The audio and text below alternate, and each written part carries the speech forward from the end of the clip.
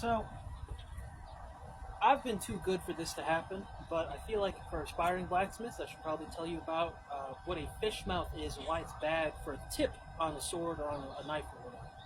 So when you're hammering in the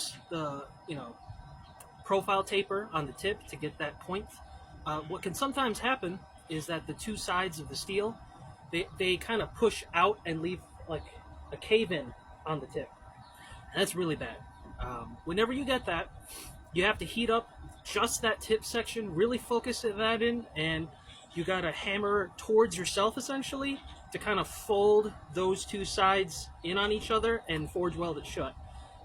If you don't chase that fish mouth away as soon as you notice it's starting to form, what can happen is when that closes up, if you weren't paying attention, then it wasn't hot enough to forge weld to itself when it closed.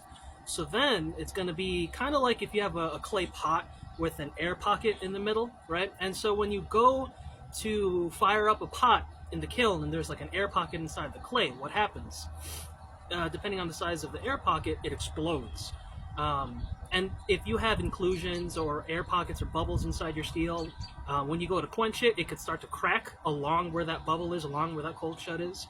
Or what could happen is if it somehow barely survives the quench and temper and it still doesn't have a problem, if that little cold shut is still on the tip, then after you stab stuff a couple times, that's where the tip is going to break along. So obviously you don't want that. So always chase that out if you ever have that. But yeah, I'm going to get back to forging.